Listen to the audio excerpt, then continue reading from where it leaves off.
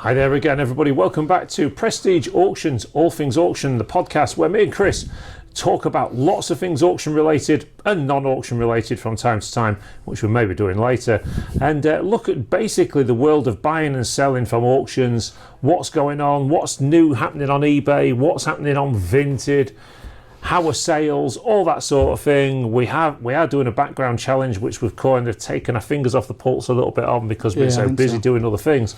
But we may or may not talk about that today. But generally, first and foremost, Chris, how are you? Very good. No headache today. No headache. That's good. You weren't feeling it last week, was you? No, it come on like that last hour of the day. I think it was that clearance in that room behind there that depressed me. There were some big ones, weren't there?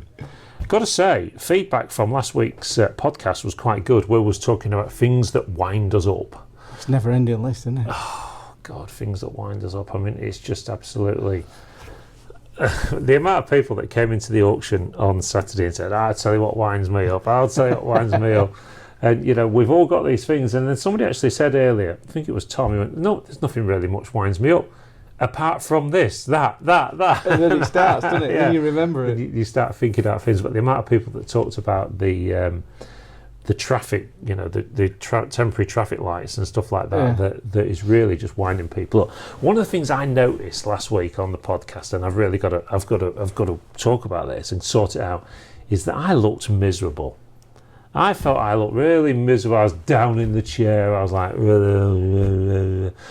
no, it's got to be upbeat today. To be honest, we bounced off each other a little bit, and I was struggling last week. You was a little bit down, weren't you? I was struggling. I got quite a bad headache, and it weren't going away. Did you obviously you got rid of it in the end?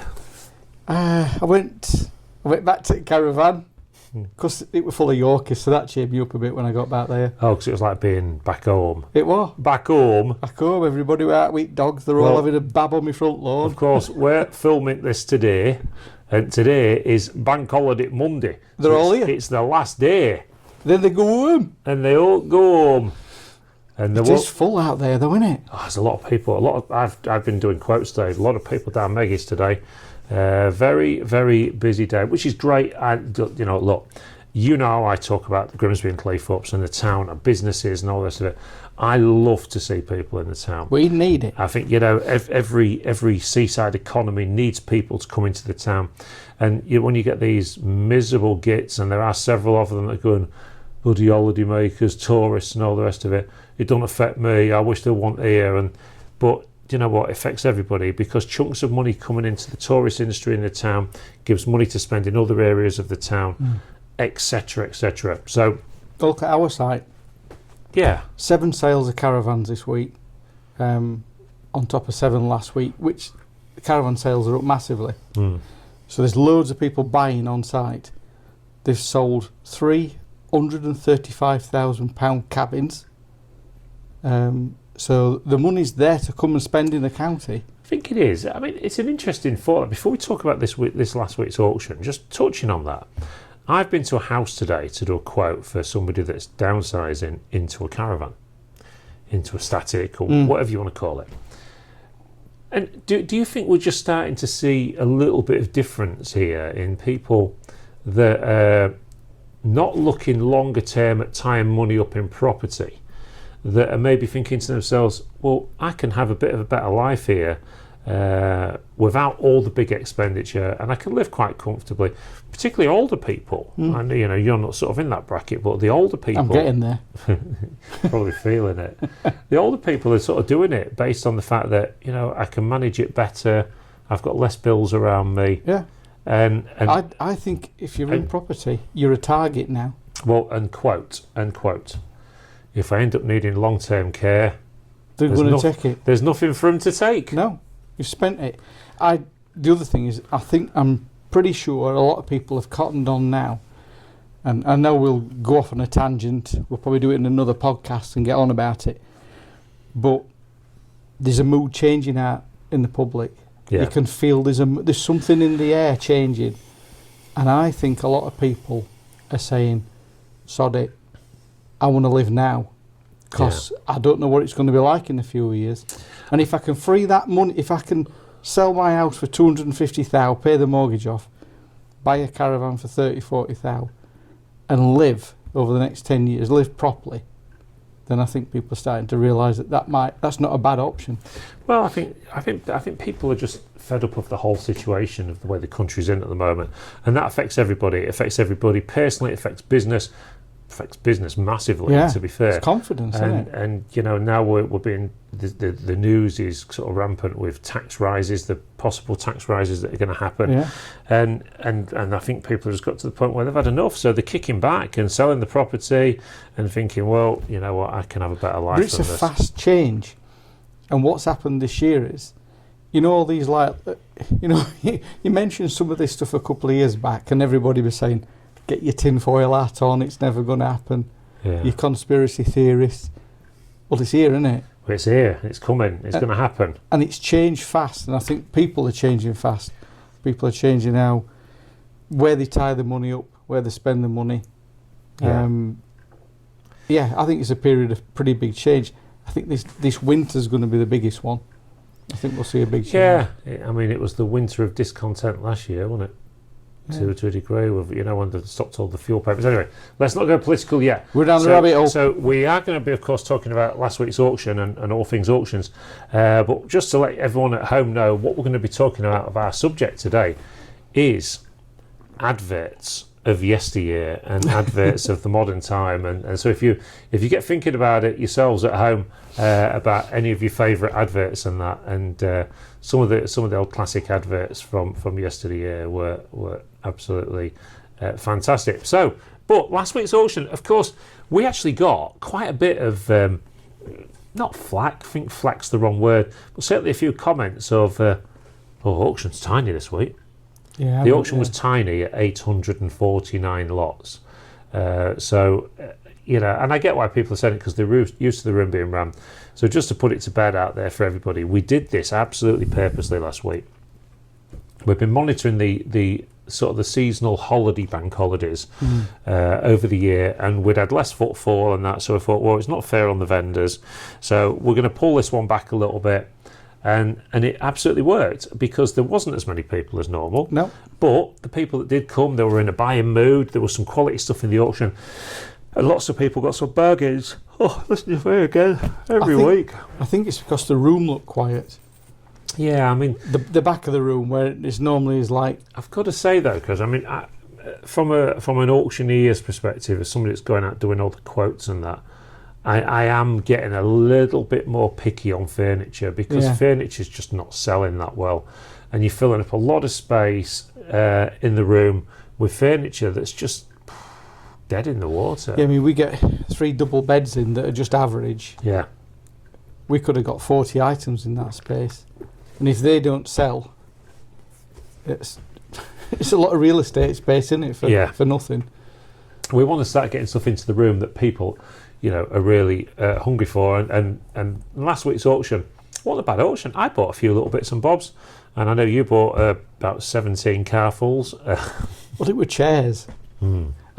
See, it set off dead quiet, really quiet, but there were strong bids for the good stuff. So I thought, I'm going to hold my fire here.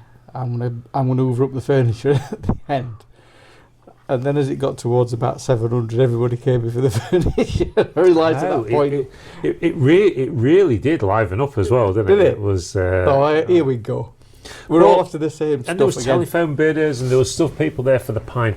Because it was good. But it was a good auction. Lots of great people. In there. And, what about the Lego?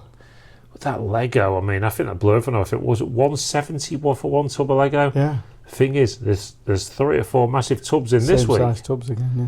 So it just goes to show you that even some of the old toys like Lego and that, but old trains, old toys and things, and that reminds me of something actually. Just a quick announcement to everybody that in October we're going to be doing a specialist sale online, which is going to have a lot of toys and gaming, a bit of jewellery, some coins, but sort of a mixed collector's sale, and it's going to be quite an exciting one. Some interesting bits and bobs for that.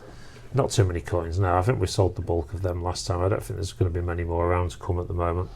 I have to wait a while for those. But no, I think toys and old Lego and that, I mean, it's just timeless, isn't it? And And people still buy it, especially when they're in big lots like that. And of course, there are 1 or 2 bits of old Lego out there that are really worth a few quid. Especially some of the little people. Yeah, but have you seen the cars? There's about 3 Lego cars that go in these, like, they're only about so big, and they go in the garages, the old petrol station garages. Yeah. I think there's a Volkswagen Beetle, a Carmen. I think they're based on Volkswagens. 70 quid each, and more. But they look like the stuff that you get out of crackers. You wouldn't know if you didn't know. You would just chuck it out. This is the thing. This is the, more and more people recently have been talking to us, and I had to talk to you as well in the auction room about how they've got into buying and selling, and how they're enjoying buying and selling, how they're enjoying watching the stuff that we do, giving you tips and some of the things to look out for and the do's and don'ts. But more and more people that are getting into buying and selling now is exciting. It's exciting for me. Yeah, people will probably sit at home and think, oh yeah, you will do, because then you're selling more stuff. But it's not really about that. It's, the stuff's going to sell anyway. Yeah. But to get new people excited about buying and selling, and that you're getting under the skin of other people, because then some of the dealers are saying to you, shut your bloody mouth, stop telling them. Nobody knew about that. But it's moved on. The stuff that's selling now, that's making the money, is the stuff that's been made after 1975. Yeah. If it's kind of like this mid-century fascination, I think it's dying out a bit now. Well, I think it is, but people are still liking sort of retro. Now, I kind of class. I mean, let's move away sort of from the mid-century 50s, 60s type stuff, and sort of get into the 70s, mid to late 70s, and into the early 80s. That's where I sort of class as retro. Still the Danish furniture, the simple lines on some of that stuff is popular. Well, I mean, some of the Danish sideboards and stuff like that can be a fortune. Yeah, absolute fortune, and you don't see them around that often. But even the chipboard ones now, it's like the Nathan and stuff. They've replaced it a little bit, haven't they? They've come up in value a little bit. Yeah, a little bit. Nathan's not super popular. G-Plan and Macintosh are the ones. Macintosh, we've had 1 or 2 of their bits, and they've done extremely well. Even some of the dining tables and chairs and things. I was listening to a story this week from somebody talking about somebody I know that was doing clearances, and still, this is why you need to keep talking to people, everybody. That somebody's just been in the town, has just been charged £3,000 to do a clearance. I don't know where it was. I just got told on the grapevine, 3,000 quid this company charged to go and do a clearance. Yeah, and of course they just charged to do the clearance. So somebody that had no idea and knew no better. The stuff made over £7,000 in auction. And when the people are using clearance companies to just do clearances rather than use a clearance to auction business that's well, like us, I think to myself, why are people not researching this better? Why are people still just going, no, we just need to get a clearance company in? And and especially associations as well, solicitors and things, get in touch with Prestige Auctions, because it's clearance to auction, the stuff's sold on your behalf. And people, the vendor. I mean, we constantly talk about the person that's the end user that buys the stuff in the auction and sells it on. But what about that person that it belongs to, the estate it belongs to? They're important as well. They want to get something out. Lots of people, contrary to popular belief, are in a situation where they've got an estate to clear, but there's not much money around them, and there's bills to pay, and there's things to sort out, funeral costs, and maybe any debts and stuff like that. Because, again, contrary to popular belief, everyone believes that all debts die with you. That's not true. Yeah, they've got bills to pay. Yeah, so there are still things. There's some things that you may get away with, but not everything. And solicitors. But at least when you take it through an auction, especially one like where we put the pictures on, and then you can view it online. It's transparent, isn't it? You can see it beginning to end. If it's worth nothing, it's worth nothing, and there's no question then. Well, I was talking to people that I've been on quotes with recently, and saying, look, we can't guarantee price. We can't. An auction room cannot guarantee price. Any auction room, unless of course you're reserving stuff up, and then you can't guarantee it's going to sell. Yeah. So you still can't guarantee price. But I just want to get this through to everybody that, you know, using Prestige Auctions locally, whether you're an association or whether you're, you know, solicitor, estate agent, whatever, that you will find it very, very difficult. Any other clearance company will find it very, very difficult to do what we're doing, because then they're going to have to come in and say to you as a clearance, right, well, this is the cost. But throw it back at them and say, well, what about all the stuff that's sellable? What's happening to that? Because nine times out of 10, they'll go, we just get rid of it, or we'll knock you a little bit of money off for it. And you know, I just want to see. I want to see people selling stuff and doing well, but I also want to see the stuff coming out of the clearances and doing well for the estate and for the families, because, you know, sort of fairness and transparency across the board is important as a business. So there you go. So if you do know anyone that needs a clearance doing, then do send them our way. We certainly do have plans afoot to really ramp up the clearance side of the business. We've bought another van now, as you know. No, I've still got body filler down. Yeah, we've got another van now, and we will be looking to utilise these vans by doing clearances. But anyway, that's for another day and maybe another podcast. So, how's the world of buying and selling for Chris? It's been all right. What's hot at the minute? Which platform? Vinted on fire. Really, really poor success with eBay. It feels like it's in its final days of living, to be honest. Vinted doing a big advertising campaign on telly at the moment. They've got it right at the minute. They've got it right. How long they'll be able to hang on to that before they turn bad is another thing. Well, they're already starting to turn bad, because we all know they all will in the end. But I told you about Lisa's experience, didn't I, with the bag? The bag. What's annoying with that? So Lisa sends off a bag, Kate Spade bag or something or other. Sold it cheap, sold it for 25 quid.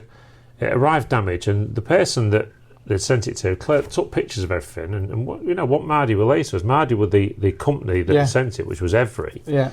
And it had gone, whatever they'd done, they managed to trap it under something and pull it, whether it be on a conveyor belt or whatever. And the studs on the bottom of the bag they'd been pulled for that long.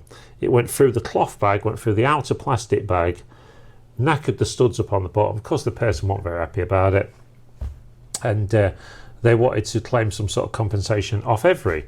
Well, Vinted's message to that was, this wasn't packed. The way they see the pictures wasn't packed properly. We're going to refund you. We're not going to pay the seller, and you don't have to send it back. See, that's a new one. Now, to me, under UK law, is that not theft? I think that's theft. Should at least arrive back to you. You know, that bag, if Lisa's not been paid for it, that is still Lisa's property. And Lisa should have at least had the option to say, well, I'll pay the postage for it to come back.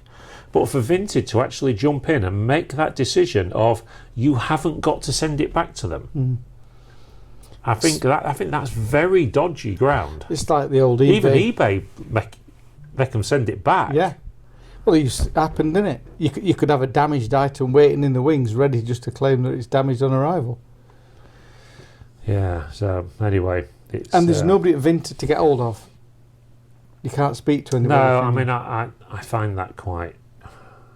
I find that annoying with any business, though, when you just can't talk to a bloody human being. And all this. Have you had one of these? Just going off on a tangent, as we do. You had one of these AI phone calls yet? I have. Did you suss it out straight away? 15, 20 seconds, something like that. Yeah.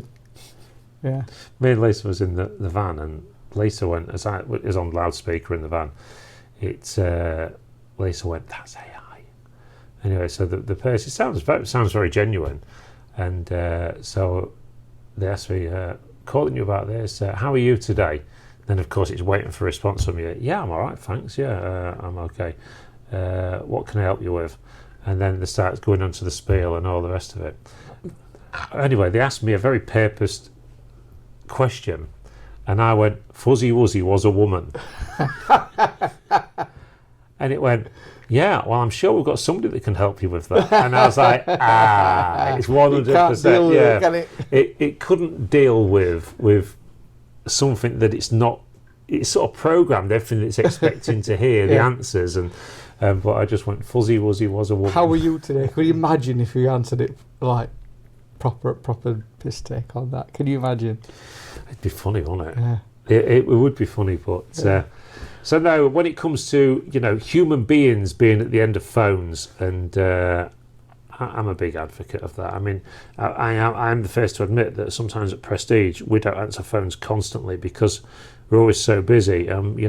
Maybe going forward we may be getting somebody in the office to actually answer phones and deal with bits and bobs because we can't be. Don't ring on a Monday.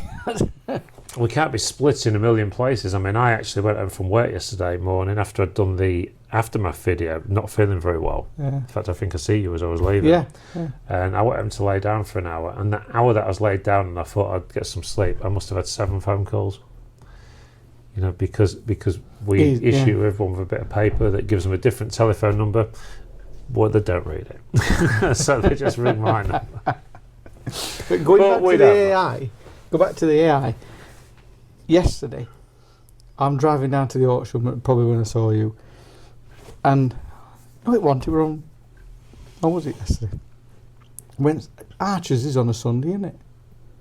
The what? The Archers on Radio 4. What decade are you living in? I listen to Archers. It's great. The Archers is still a thing. Yeah. There's nonsense on it. People in prison and all sorts of stuff. It's up to date. All sorts is on it.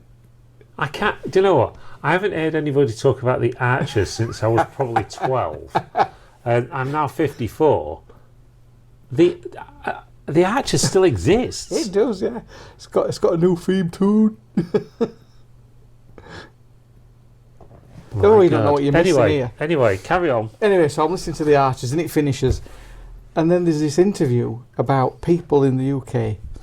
Supposedly there's 13 million people have got an AI chat bot friend. And I thought, that's really, really weird. So you've gone and found one? No, I was just like, I couldn't believe there were that many people. A virtual... Have they got a chatbot friend, or is that what they're telling the wife when actually they're on Pornhub or something? Probably the world's biggest excuse. I'm just going up to my room for half an hour to talk to my chatbot friend. Why didn't they tell you to take your trousers off? Oh, good God. But it's pretty sad though if that's true. The amount of people who are not engaging in normal... Well, hasn't this been coming for a while? Because aren't the kids of this world... You've seen us... You've been involved with interviews and things at Prestige where we've interviewed younger people. And don't you find them sort of very... Introvert. Yeah. They're just sort of... There's not many of them that have got the get up and go about them. I mean, I had that whinge about the Grimsby College students that came to Prestige that was going to help us out doing the Fly in the Wall documentary and that. And when they got here, there was supposed to be like 6 or 7 oncoming, 2 turned up. Okay, so that was 2 that could be bothered. And the first question I asked them was, okay then, so what do you know about Prestige auctions? And they're both knowing they've been coming for a week. Yeah. Both stood there and went, nothing. Was hoping you was just like bogged down, didn't they? And these were the younger people. And, I don't want to have a go at all younger people because I don't want to, put them all in the same category because they're certainly not. But if I was going for an interview or whatever, you get yourself ready for it. You say, oh, right, I'm going to Prestige auctions, right, okay, let's get online, let's see what we can find out. Yeah. Got armed up with info. So I can blow them away when I get there with what I know about this. They know absolutely nothing. Well, what do you think to the stuff we've done on YouTube and that? I haven't seen any of it. At that point, you just want to go, there's the door. Yeah. Because you're clearly not interested in us. And so with youngsters, I don't want to tar them all with the same brush because there are some good ones out there, but some of them are, and I blame exactly what you're talking about. They don't socialise anymore. How many kids do you see playing out these days? they play in these days. They get on an Xbox, on a, they just, or YouTube Kids and goodness knows what else. Yeah, they don't interact. Do you know what? My daughter-in-law and my son, bless them, I'll give them their due. They give their kids, my grandkids, screen time. Measure out. You've got half an hour. Yeah. You've got half an hour, whether that be on your Switch, whether it be on your Xbox, whether it be on YouTube Kids, whatever. You've got half an hour. That's your lot. But they come here and interact with everybody else. Yeah. Yeah, so at a young age, they've already got like that multi-generational interaction where they're speaking to everybody who comes in and out of here. Is there an argument to say that back in the day, we used to do similar things with our own kids, but we'd give them certain toys to play with to keep them occupied? Is this just the modern? Is it just the modern thing? You see it in the auction room. Somebody in the summer holidays or whatever brings a kid in a pushchair or sits them down. What do they sit them down with? Pad. An iPad or something. Yeah. Because there's so much they can do on it, and it keeps them entertained. While is it more about what? So the parents can get to do what they want to do. I don't know. But there's got to be a balance. But because there's no socialising there, when it comes to the real world, and you've got to sit and talk to somebody, they've got no idea. Yeah, they're not ready. And I think that's quite a shame. And like you say, and now if all of a sudden that's going to go one step further, and we're going to have AI friends rather than proper friends, then that's only going to get worse. I was surprised at the figure that the quote would add. I thought that was high. I thought it was really high. Yeah, well, it's... Which is just a quite sad sign of the times, if that's the way it's going into this. Yeah, it is. I'm just... if you carry on talking, I'm just going to check the camera, because we've had a couple of camera issues today, haven't we? It's not gone limp today. I just need to make sure that, it still seems to be working at the moment, which is good. And anyway, I want to show you something. A little story me and Chris was laughing about earlier. I'm just going to set it up. So, when we were kids, right, I had an uncle. And he had a few quid, bless him. And he used to have these. If you remember these, this is a £50 note from the 1980s. It's like a table mat. It's like a table mat, yeah. I mean, these are huge, great big things. But I mean, to see anybody in the 1980s with one of those was like, wow, they've got loads of money. Well, my Uncle John, he used to have a wallet full of them. He'd done all right in life, bless him. I'm not going to knock him. We've got it down here. We've got 1980s Argos catalogue, haven't we? Yeah. Yeah. You figure out what you can buy for 50 quid. Well, I put the 1980s Argos thing on last week right. for the public to see. So they've put 1978. They've probably watched it.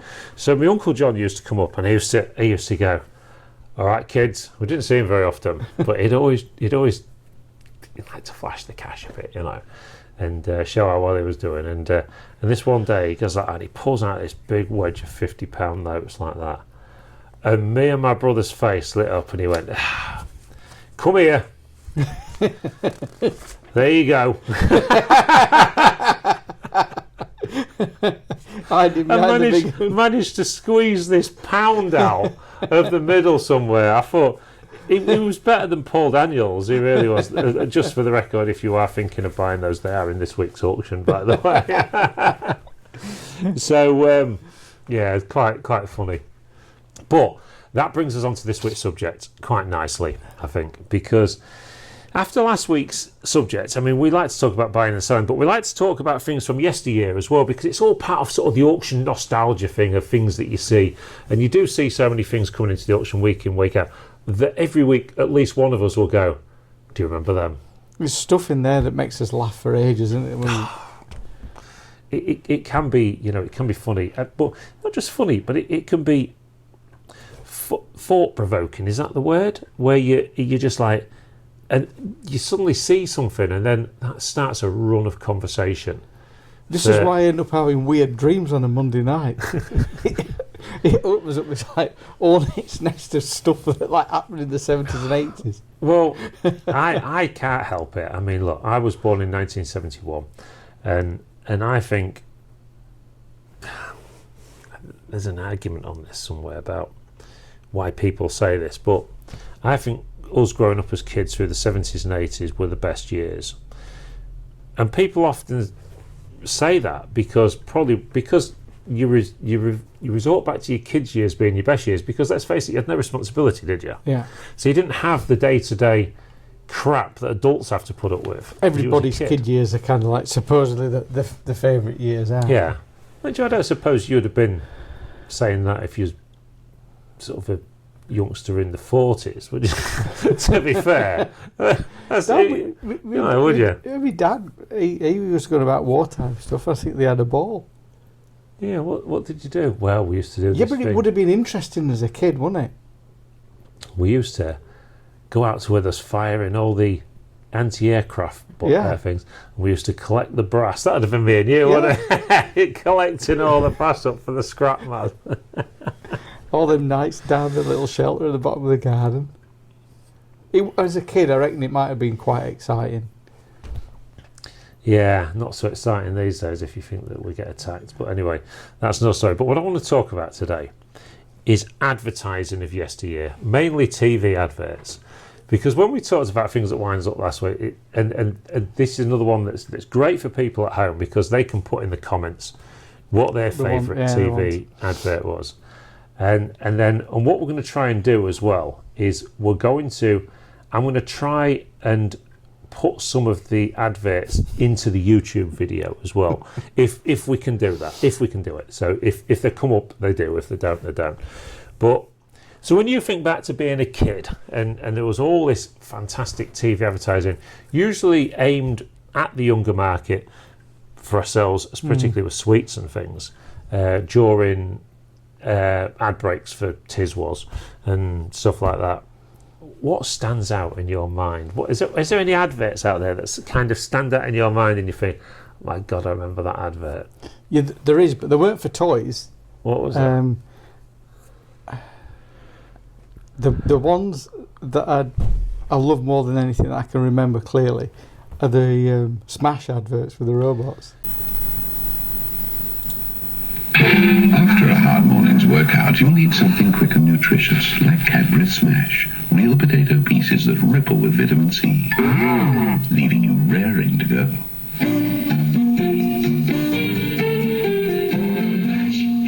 Smash. Where did that even come from, do you think? Whose idea was that? I think it came from that atomic era. You know, the Jetsons kind of thing. Yeah. There was like a thing about robots, like there were Metal Mickey, weren't they, and that sort of thing and stuff. Can you remember who made Smash? Who made it? What company made Smash? Here's a general knowledge question for you. No, I don't know who made it. Cadbury's. Really? Absolutely.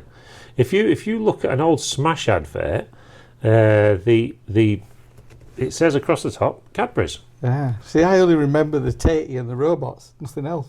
Because they just sort of kind of made a way of making potatoes into pellets, basically, weren't they? And it weren't good, were it? I don't know. If you've ever had Lisa's mashed potato, right? It's rotten. Lisa is the only person I know, right, that can make Smash and it be lumpy. It's true story. True story. The kids still take the mickey to this day about how we had multicultural turkey dinosaurs, because there's either white, brown or black. So, depending on how long she left them under the grill.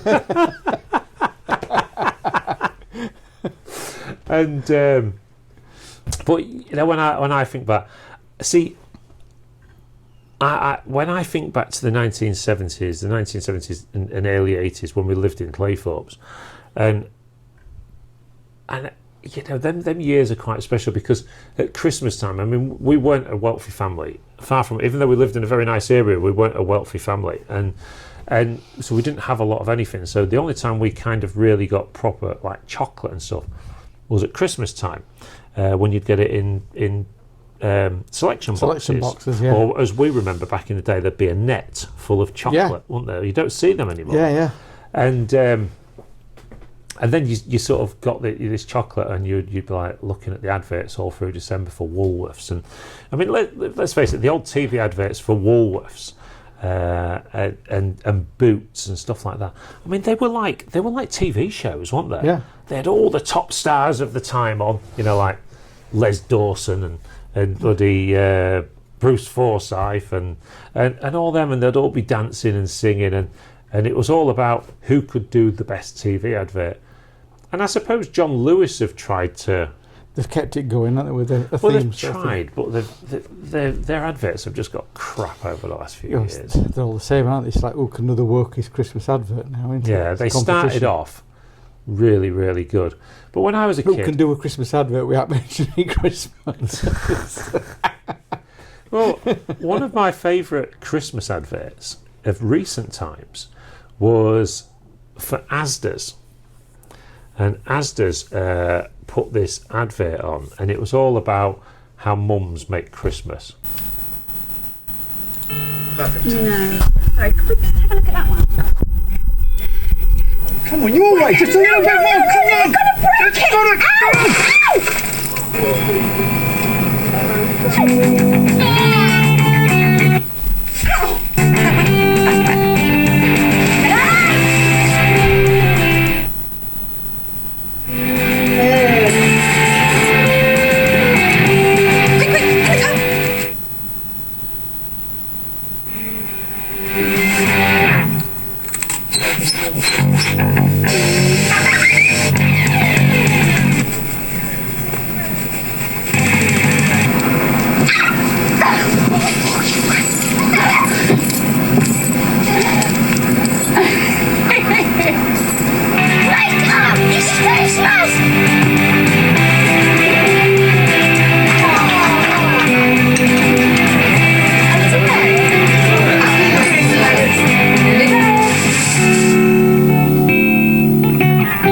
It doesn't just happen by magic. Behind every great Christmas, there's Mum. And behind Mum, there's Asda. What's for tea, love? And I actually sat there watching it with a lump in my throat, thinking of my own mum, thinking that was my mum. That was, pumping up airbeds, people staying over, making the dinner, getting a puffy to sit on at the table because they've run out of chairs, and just in the end sitting down and going. And I love that advert to the point it brought a tear to my eye. Yeah. Like the military planning that goes into it. Then to find out that it'd probably been bad because it was classed as sexist or against women. Yeah. But that is mums at Christmas. Why do we have to have all this woke crap all the time about what's when something's reality? It's reality. And mums are. They're a special breed, aren't they? Mums.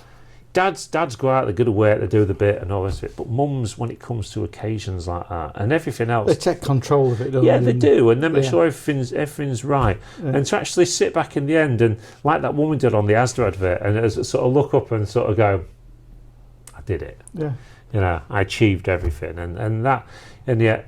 That gets taken off TV. It's like the equivalent. It's certainly got complaints. I know that. It's like the equivalent of a bloke building a kit car in his garage, isn't it? You've achieved this massive thing. It's all come together at once. Yeah, but it's because we are different. We are. I mean, despite the fact that what people want to say, men and women we are different. This is why I don't. Let's take it. We're talking about adverts. Let's go back. Yeah, but. How come it was always the woman that was doing the fairy washing up liquid, doing them and every year she had to do more because the new improved formula meant that you could do more pots. So the first year, the first year she got the garden full of pots. Then by year 5, she'd done all the neighbours' pots and down the street and then. And the kid was always waiting for the bottle to build a rocket. Yeah, always. It never happened. And then they got the old Daz washing powder out, but every 6 months it was new and improved. Well, for 50 years now it's been new and improved. How good must it be today? Yeah, and how bad was it back in the day? When I think back to adverts, there's one, and please let me know if you can remember this one, anybody out there. And not many people remember this advert, and it was for Heinz soup, and it was a donkey. There's almost nothing one can't improve, Sid. Thistle. Take this Heinz chicken soup.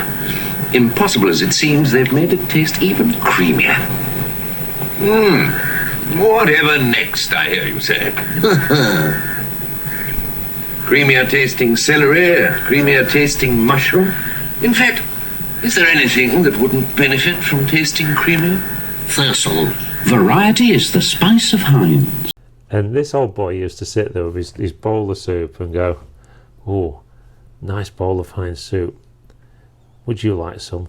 He says, "What's your favourite food?" to the donkey, and the donkey would go, "Thistles." I vaguely remember this. I mean, this sort of run of adverts of this talking donkey.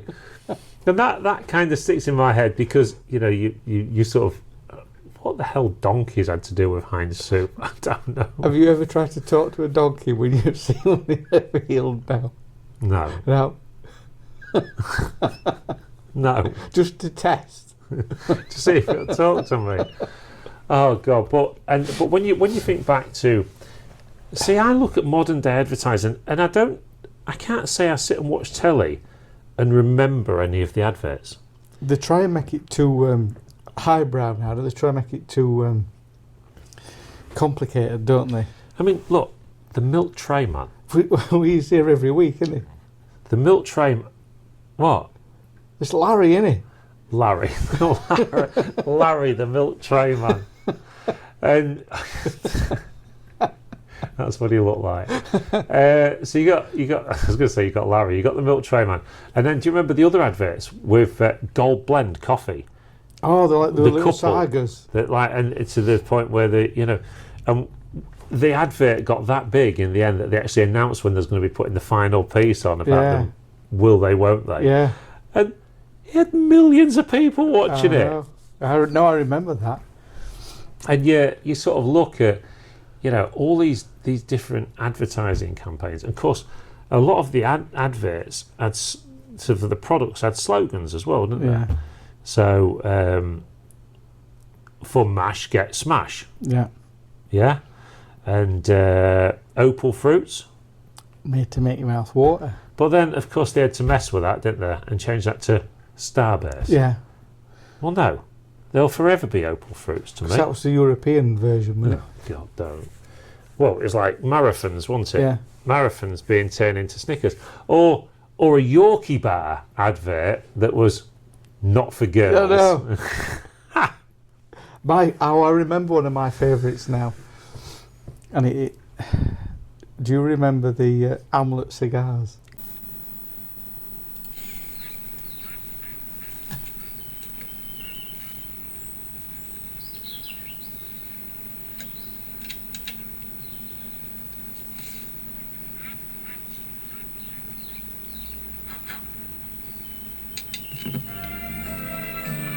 Remember romance, the way we would dance.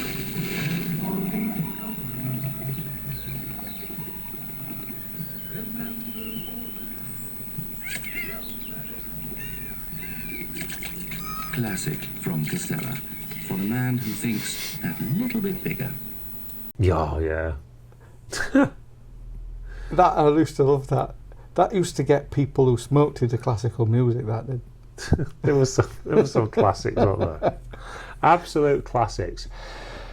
Oh, but there was all sorts, and of course, back in the day when they used to advertise alcohol as well, and there was. I remember the Bacardi ones when they used to run down the jetty into the sunset and leap on the boat and stuff like that. Yeah. When you're drinking Bacardi.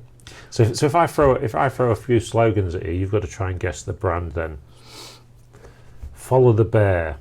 Skull? No. Oh no, it's the other one. Hoffmeister. Hoffmeister. Yeah. Oh, it's the skulls. Skull. What? Hoffmeister. Where did the name come from? Hoffmeister. And so let's think of some more then. Okay then. Oh God, I've just thought of an advert now and I can't remember the thing. Anyway, we'll come back to that one in a minute. It was for Anytime, any place, anywhere. Martini. Yeah. See, this is it. And, you know, we are so from the 70s and 80s, we are all these years on, decades on, and we're still remembering these adverts. Right, if I said to you now, tell me about the latest Ford advert. No. Now, if I said to you, Brian May, Driven by You, the song he did, was for a Ford advert years ago. Yeah. And everyone was like, this is brilliant. And it was a great advert. But all these slogans that were out there, you know, a glass and a half. In every... Was that in the Mars bar? No. Come on. A glass and a half in every... Cadbury's. Yeah, but Cadbury's what? Dairy Milk. Dairy Milk. Yeah. Cadbury's Dairy Milk. I can see the advert. I can remember the... You can, and there were so many different things like that. And Taste the rainbow! Of course, there can be no better advert. And can you imagine the woke brigade these days thinking about this advert? Tango.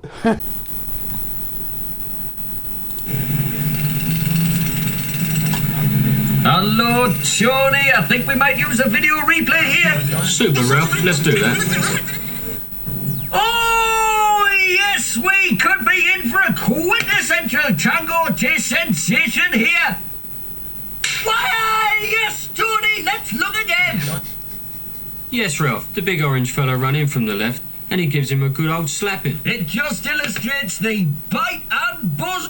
Oh, of real oranges in tango. Yes, Ralph. Super taste sensation, smashing drink, lovely. You know where you've been tangoed.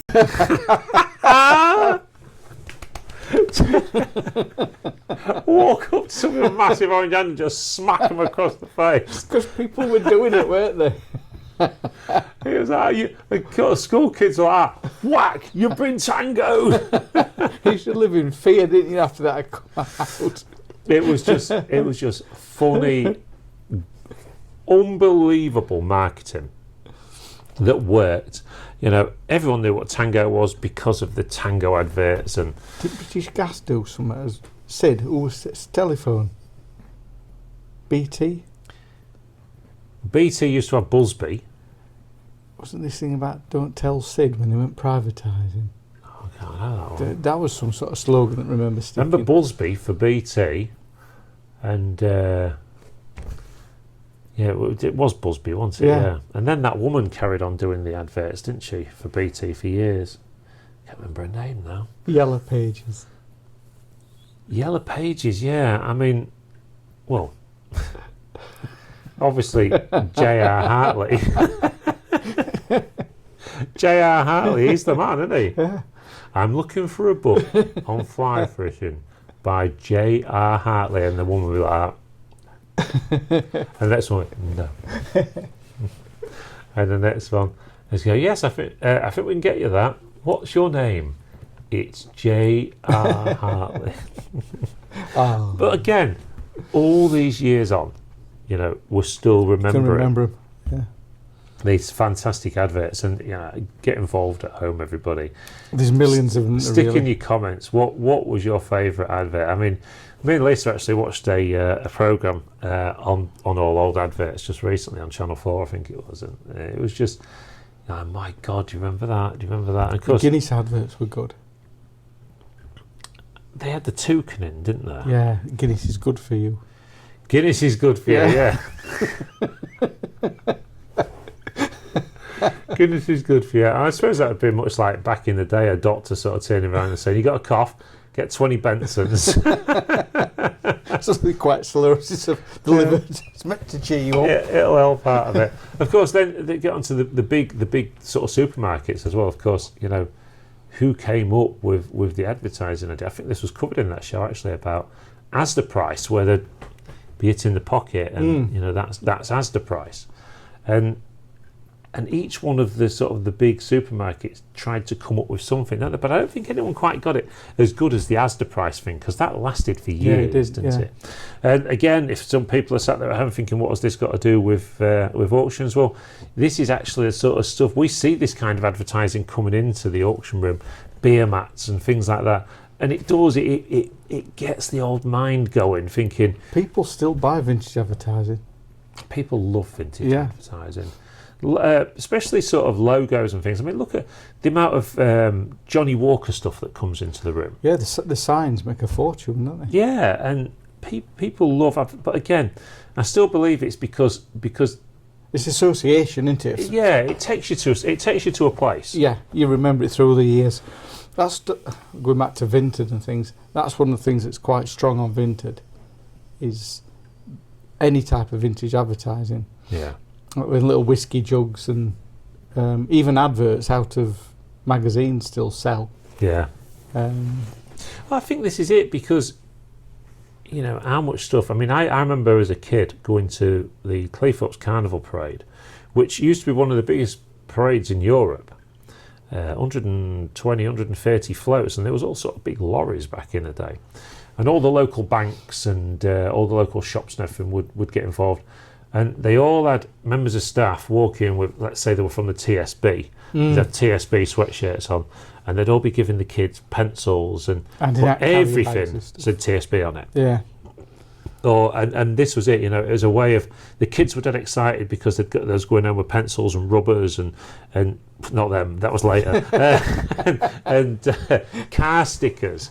There was always getting car stickers, and somebody's actually just said to us recently, similar to what Doc Spears have done in Grimsby, why don't you do a prestige thing for cars? Maybe something that we should do, to be fair. Well, if you sat in them roadworks that we keep going on about, looking at the back end of somebody's car, you might as well be looking at an advert. Yeah, you may as well be, yeah. But no, when you look back and get sort of all nostalgic about the things that used to go on in yesteryear, it's... I don't sit and watch the telly and look at adverts like you used to, because adverts were exciting and they made them exciting, and like I say now, I think they're just too corporate. Yeah.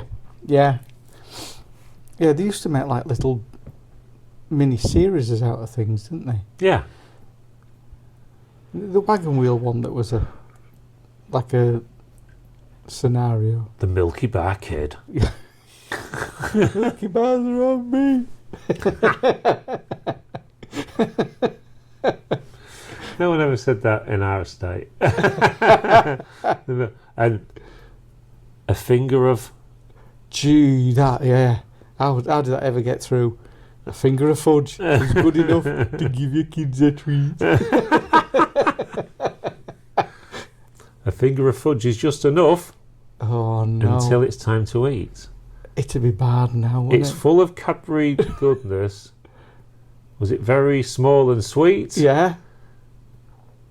And the finger of fudge is just enough. And what about the Hovis adverts? And there'd always be a story, wasn't there? Yeah. When I were a lad. Yeah. And I walked at Chocolate Street with some bread. Was they all filmed in Barnsley? But you had these sort of these adverts that were just like Brian Glover.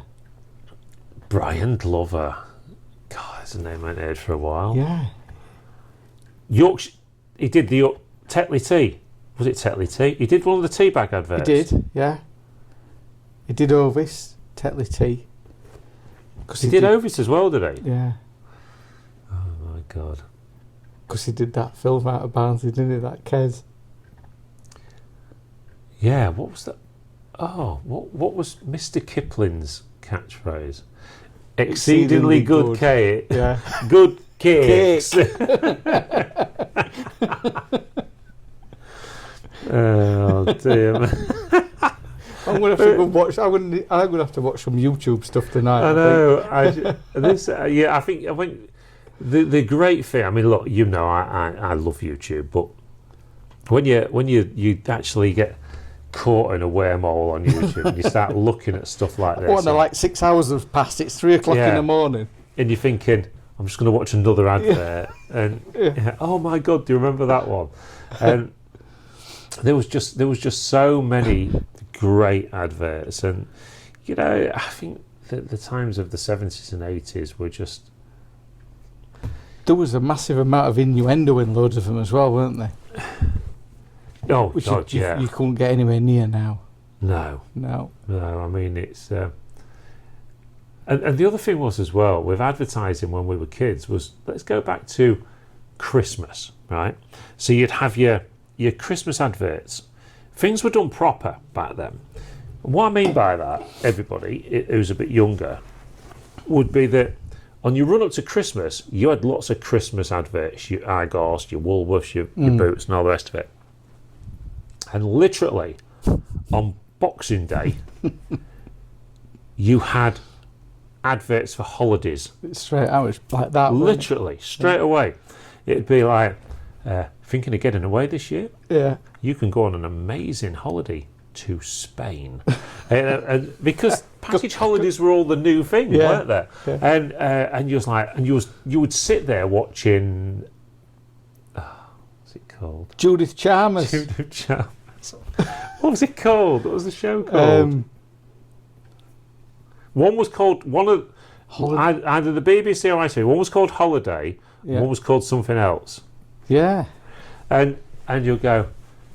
So this week we're going to be in Mallorca, and we're going to be in Mallorca, and they'd show you all this stuff there. And then at the end, then they would take you through how much it costs, flights, and it was like, and everyone would just sit there and go, I wish I could afford to do it. I remember sitting there going, I want her job.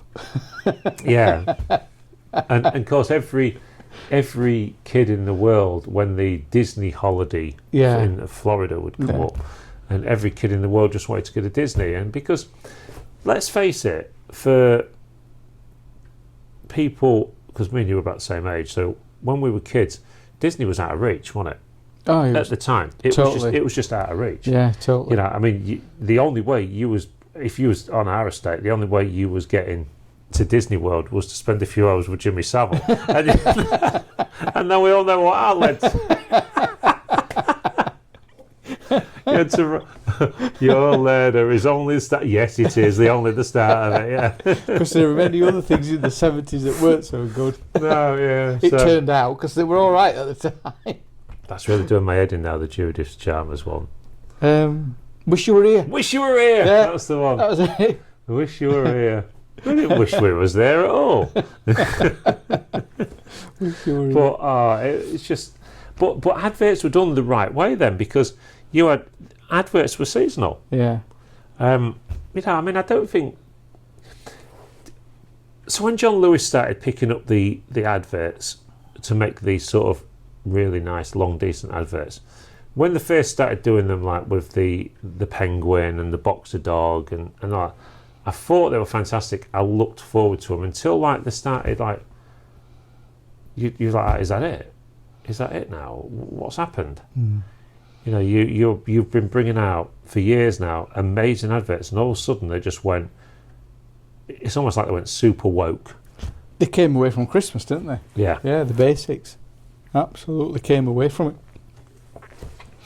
Do you remember the one that, I was going back a bit now, when they superimposed, probably the first CGI that came out that somebody had done. Do you remember when they redid that John Lewis one when they had Trump and Clinton on the trampoline? Yeah.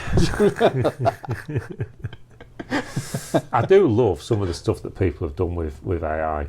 Oh yeah, the current stuff. And I think it would be really a lot of fun to get some of the old sort of 1980s adverts, 70s and 80s adverts, and turn them into sort of modern day things. That would be quite funny, I think. And I've got this idea of something I'm working on at the moment, which I'm not going to talk about, but something I really desperately want to do.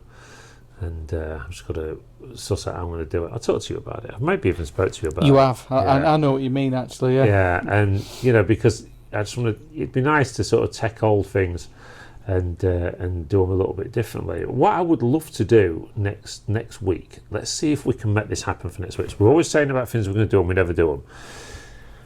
let's try and take the podcast out of Prestige next week. Yeah. Let's go down Cleethorpes or something like that. And we'll do a podcast, and we'll try and talk to other people as well, and talk to them about, auctions and stuff like that. I'm sure we can get people to talk. Some people just tell us to start off, but we've either got to go down Cleethorpes or we've got to go uptown, and I know where I'd rather go. So we could take a couple of chairs out of us, a couple of folding chairs, and the camera on the stick like that, and we could go and have an hour down Cleethorpes, and people are going to be intrigued because they're going to be like, why are these two idiots sat talking on microphones? Could do with something like setting like one of those pop-up gazebos up or something in a little couple of chairs and stuff and things. Yeah, let us know what you think about it. It might not be next week, but it may be something we need. Well, I was going to say we need to speak to the council about, but I don't suppose they want to talk to me at the minute. Public enemy number one at the minute. Oh, dear me. Or I tell you what, everybody else that's watching, if you'd like us to come and do a podcast at your business or something like that, or in a community centre or whatever, could come in here and. Well, people can come here. Yeah. We've said that. But if anybody wants to come and have a natter and talk about old adverts and anything to do with buying and selling. It ain't got to just be auctions, and anything that will promote the town is fantastic for us. For Grimsby and Cleethorpes, I actually had a message come through from the lady at Caxton who said, yeah, she's definitely up for doing the video over there. But like we've said, I think we'd like to have this idea where we'd like to do a Prestige night at the Caxton Theatre. Let's see how many Prestige customers we can get to go to Caxton in one night, and then we'll have a bit of a Prestige night there. And I think need to be having a word down at the Beachcomber as well. Yeah. Well, why not? That's a big tourist spot for the town, isn't it? Yeah, they get plenty of people through. Yeah, this is it. I want to promote this town. I want them to do something with Pleasure Island. Well, I walk past it every day. I have this conversation with Kim every single time we walk past it, and it's why can they not? And this is I'd love to know the answer to this. It was about 5 years back that supposedly Aldi or Lidl that had bought the site and had drawn the plans up. I'd love to know how much more now the costings were than they were 5 years back when they were going to break ground. Yeah. That must be horrendous now. Yeah. By not getting on with it, they've almost maybe gone past the point. Because of the certain people that have stopped it from happening, and which is a damn shame. But the materials, the hourly rates and everything must be just sky high now. Anyway, can I just point this out as well, that since our podcast there, having a pop at the council about not getting in touch, well, they still haven't been in touch. So they're still as bad as we thought. So, of course, these councillors we will be talking about a lot when it's coming up to election time. Yeah. And we'll be going out and we'll be talking to people in the streets about them as well. So we're certainly going to be talking about Steve Besant, the local councillor for around obviously here. they'll have a lot to say within the 6 months leading up, won't they? And so we will be talking about the councillors around here that have done absolutely nothing for us and still haven't bothered to get in touch. And of course, like I said, and it's funny actually because somebody's been and had a conversation with me about this week that agreed 100%, and they're kind of in the know a little bit about what I said about, you watch how many councillors jump ship to reform, especially Conservative ones. Yeah. When they can see the iceberg. Yeah. And I think it's begun. I think it's, and I'll tell you what, and any politician, in my eyes, any politician that changes parties at council level, I don't know about MP level, because I think MP level things can change dramatically in their party and they can have reasons to want to get out. But when it is just literally because if you're a Conservative councillor and you jump to UKIP like some did, but then jump back to Conservative, that says to me you only went where you thought the votes were. Yeah. If you jump from a party and say, well, I've had to get out of that party because they're crap, then you wouldn't go back to that party. No. Unless there was significant change. But to me, that's more about where votes are. But anyway, we've done that podcast. So there you and go. A lot of people have mentioned to me as well about the building next door, how they don't like walking past it. No, but the council don't seem to want to do anything about any of this. You know, I mean, look, I've been out on quotes this morning, as you know. When I came back in here earlier, my words were, it was like a scene from Shaun of the Dead driving back here. Yeah, we could hear it going off. I came down the main road. Victor Street is blocked off. There was a car or something on fire. There was police all over. There was cones out. The fire brigade were there. And I'm sort of driving past and there's sort of crowds of people and whatnot. And then come up to where the corner is here, where the building's derelict. There's a car smash has happened there as well. The traffic's blocked up majorly. Why is there a car smash there? Well, because it was at the point where the two lanes merge into one. Well, they just want to do that as one lane with a bus lane, so that'll make it even worse because everyone will race down the bus lane and try and cut in. And I'm just at a loss with it all, to be fair. I sort of look more and more at the area and think, well, you know, this council are going to absolutely finish this area.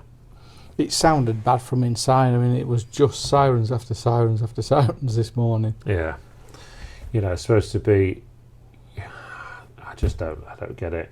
And the council have got nobody to blame but themselves. But anyway, there we go. We will talk. Think there'd be somebody specifically tackling this area, wouldn't you? Yeah. Let's see if we can get ourselves out. And I tell you what might be a good idea actually, to actually buy a pop-up gazebo in prestige stuff, because you can have them made these days. And then just go out and do pop-up podcasts. Yeah. That was a great idea. A pop-up podcast, because people will come up and go, what are you doing? Yeah, what's all this? And then also we're just talking about things in the area, talking about our business, buying and selling. Do you want to be involved? People will. Yeah. So, yeah, there you go. Listen, everybody, thank you ever so much for watching All Things Auction, the podcast. It's Bank Holiday Monday today, and we're still at work. I know, and we're all the team working the backsides off today to make sure we've got a massive auction on for you this weekend. But we're having to do everything in one day. We had to do 4 or 5 videos in one day. We're lotting up in one day. The auction's coming in one day, although Lisa was a maniac yesterday and got a lot of it through yesterday, much to Chris's relief. And as I said last week, we were 2 men down. Kim came and helped us today as well. So we had Kim with us as well. And, you know, as always, as we've always said at Prestige Auctions, when chips are down for Prestige Auctions, there are certain people that certainly step up, and we will always remember that. So thank you to Kim and to everybody else that's helped us this week. And we're going to have a fantastic week this week, and hopefully you lot have had a great week as well. Of course, this is going out on the Friday night. If you didn't get to viewing today, I suggest you come in the morning. This is a big sale. Is a big sale, isn't it? It's massive, and it's got everything. It's got the jewellery looks good, the coins look good, the notes look good, we've already seen those. Furniture, there's some interesting bits. Furniture's fantastic. There's loads of tellies. There's a massive fridge and freezer, isn't there? And there's the Bang & Olufsen, there's the vintage hi-fi on the front. Yeah. Loads of gaming. Loads of guitars. Yeah, loads of guitars. Is there a trombone? A trombone, yeah, I did hear you trying to play it earlier. But listen, everybody. I should be a natural brass band player, really. Don't forget, leave a comment. Let us know what your favourite adverts were of yesteryear. And if you'd like to get onto the Prestige podcast with us at 1 week. And what we may do is we may sort of announce where we're going to be doing our pop-up podcasts from. And then if you want to come down and see us, then that'll be great. Might be giving some merchandise away as well. So, right, okay then, that's that. Let's go and get some work done. So until next week, say goodbye, Chris. Goodbye, Chris. And we'll see you all very soon at the auction.